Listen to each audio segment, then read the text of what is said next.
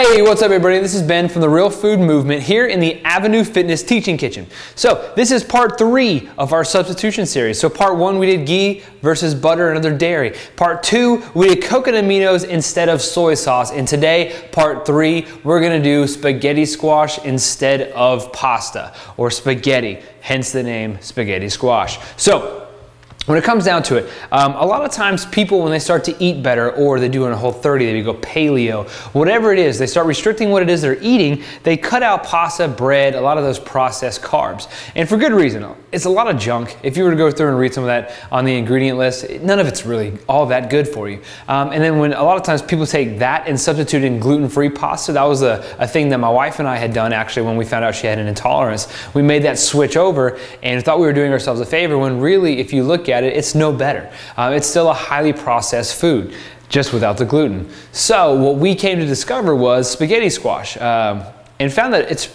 pretty outstanding. And so what you do with it, if you don't know how to use it, you basically take it, you slice it down the middle. You get 2 halves. You scoop out the seeds, and then you basically have it to where you put it in the oven, let it go, cook it. Well, you probably want to turn the oven on, so make sure you start there. But have it, slice it, boom, it's in the oven, a little olive oil on top, salt, pepper, whatever you want to do, put it in there, let it go for a little bit. Just to the point where you get a fork and you go and stab through that shell, outside skin. If it slides right through, you're good. If it's a little resistant, let it go a little bit longer. But that's kind of your guide. That's your basic 101 for cooking spaghetti squash. And it's awesome. So then you take it out, you remove it from the oven, and then you scrape it. That's where you get the spaghetti-like texture to it. So you have it in this little strand, noodle-like particles is what I'm gonna call them. But that's what it is. You can use it, you can put it in pasta, you can use it in casseroles, you can use it as a filler. I mean, if you wanna put it in a stir fry, you just throw it in a hat, whatever it is you wanna do, please use it. It is your real food substitution and it is outstanding. It's a carbohydrate, it's great. So make sure you have it available. Get rid of all that junky pasta and go some spaghetti squash. I guarantee you will like it, unless you're one of those like, yeah, the texture, I'm not getting the same thing. That's perfectly fine. But yeah, it's not gonna be a perfect switch, but at the same time, it's gonna be a much healthier, cleaner version of a food that you can put in place of your spaghetti pasta. And it's not going to be something that you're going to really go and hurt, that you're not getting the pasta aspect of it. It's going to be pretty good. So today we are going spaghetti squash instead of pasta. All right, enjoy it. Actually, for lunch today after my workout, I had spaghetti squash pasta with bolognese sauce from Elite Effing Meals.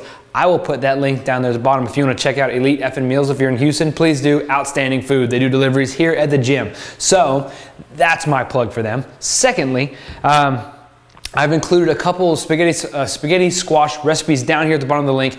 Please check them out. Do yourself a favor. The favorite of mine is going to be the pizza squash. It's like 5-ingredient spaghetti squash pizza recipe. I forget what it is. You'll know what I'm talking about when you get there. It's by Paleo MG. So it is really, really outstanding.